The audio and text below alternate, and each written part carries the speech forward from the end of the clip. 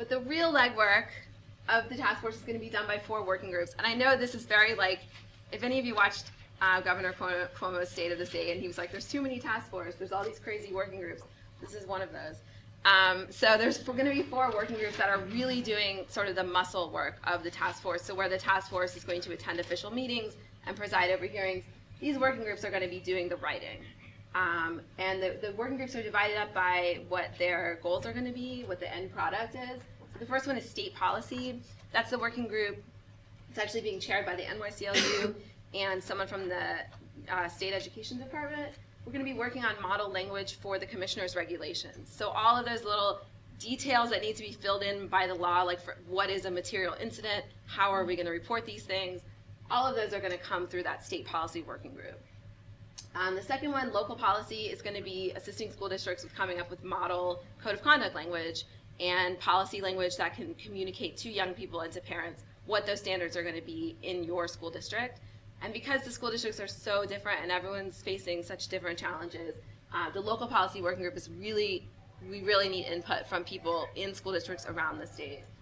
The third one, curriculum, fairly self-explanatory, to be working on that sensitivity and tolerance curriculum.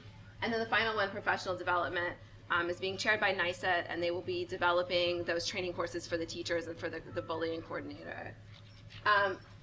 The thing about the working groups, there's no limit. It's not 20 seats like the task force. It is completely open. Right now it's being managed by the NYCLU and the State Education Department. Really, anyone who is interested, willing, has the time and the knowledge, and wants to be on one of these working groups is welcome to pitch in, give us your knowledge, help us navigate the system. We have educators on all of the working groups and on the task force, but the more educator voices we can get, the better off we're going to be. So if that's something you're interested in, you can come see me after. You could email me or our Buffalo office here, and we can work out a way to get you onto the listservs for those working groups. So this is the definition of harassment from the Dignity Act. It is, you want to talk about legalese, major legalese, but I highlighted some sort of key words in there. Basically, what you want to take away from this is that it's the creation of a hostile environment through conduct, through words, or creating a fear for a student's physical safety. So anytime a student is having an interruption or an interference with his or her ability to perform well in school, to take advantage of opportunities, extracurricular, things like that, if they're not coming to school, if they're afraid to raise their hand in class, all of those things you can see how they would tie in with that language. Interfering with the student's educational performance, opportunities, or benefits, or their mental, emotional, or physical well-being. And then the second clause, the fear for safety, which is maybe the more obvious one.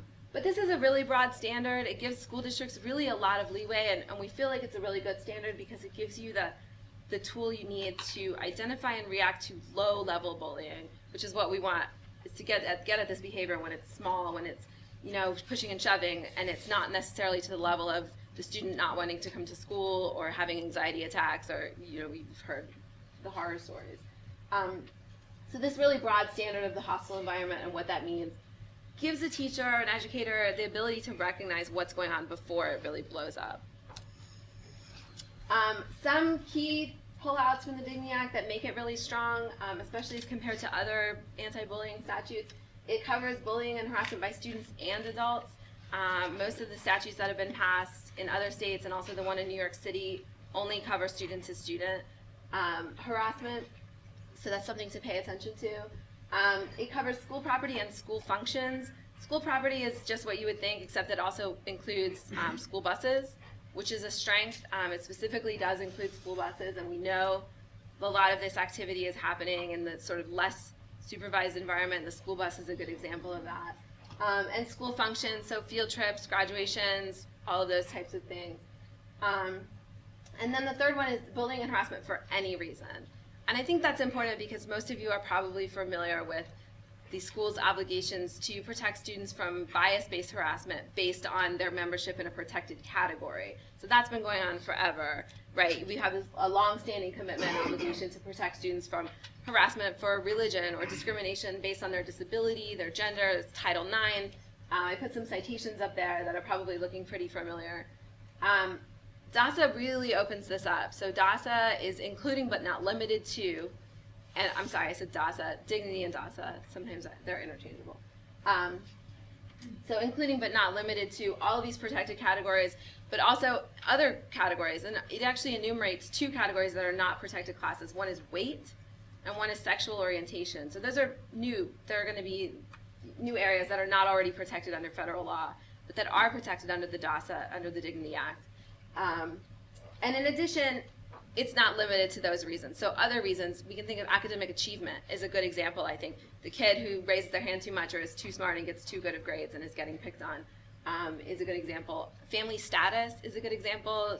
Students coming from households that are in transition or coming from foster homes that are having abuse and harassment based on that. I mentioned here the Dear Colleague letter. I don't know if is anyone familiar with what I mean? Yeah, okay. So the U.S. Department of Education issued a Dear Colleague letter this October. I highly recommend you just get on their website and pull it up. It's very easy to find because this is the really hot issue. Arne Duncan is very serious about bullying. You could pull this letter up, and what it does is it really navigates and sort of explains what is the intersection between our longstanding obligations to protect students from discrimination based on a protected class, and now anti-bullying statutes that are popping up in every state. So, right, New York was, I think, 7th to last in getting an anti-bullying statute. So lots of other states have this stuff going on. And this letter really explains, like, what are the differences, what are the similarities, does this change your obligation under federal law or not? And the upside is, it doesn't hugely change your obligation under federal law. So a lot of this stuff is going to feel really natural, but what it does is give you the tools to really, you know, the armor and the ammunition to really get at bullying that's for other non-protected characteristics. So cyberbullying, this is definitely going to come up. This is like the thing that everyone's facing right now and everyone's sort of grappling with. I went to the earlier presentation, so I know you've already probably heard a lot about this today. But I just want to talk about, you probably noticed the Dignity Bill says school property or school function, which seems like limiting language. There is no specific provision in the Dignity Bill that talks about cyberbullying or bullying through electronic means. Many other states have these kinds of provisions in their bill. Our bill does not have this. In some ways, some people really see that as a weakness. We think that in some ways is a good protection for students out of school activities and communications. It doesn't limit what you can, how you can address students out of school communications. What it does is it relieves you of your obligation to sort of seek out proactively online communications that students are doing that maybe didn't come to your attention through the school environment. So we're not expecting through this law that educators are going to go on Facebook, make a fake profile, friend all the students, and see what they're saying about each other. This is not a good use of your time. We know you don't have the resources to do that, or probably do you want to, although it might be interesting, who knows.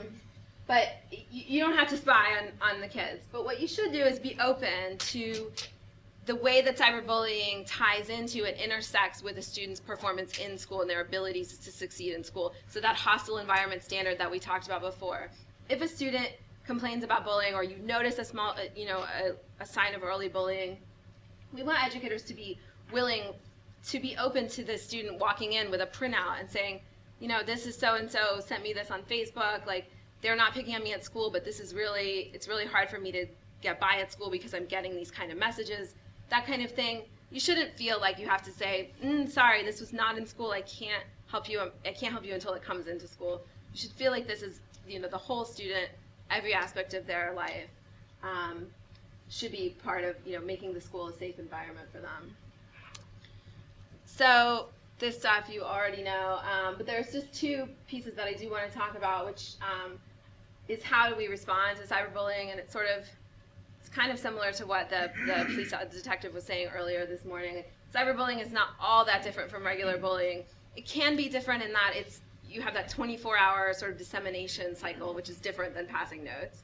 And it can be different in that it can go out to 1 million people, which can be more harmful to a young person emotionally, their emotional well-being, psychological well-being, than passing a note or writing something on the bathroom wall. But at its essence, and I'm going to steal this from his presentation because I thought it was really good. At its essence, a lot of cyberbullying is for a good time call, right? Written on the bathroom stall, except now it's written on MySpace or it's written in a text message.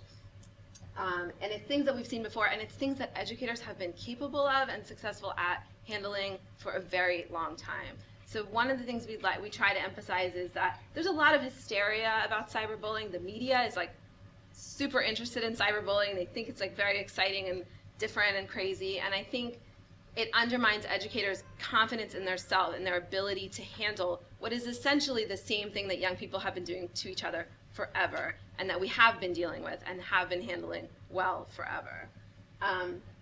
So like all bullying, we hope that it will be seen as a way to teach students decorum, to give them the tools to exist in an online world where, you know, being anonymous and saying horrible things is the norm.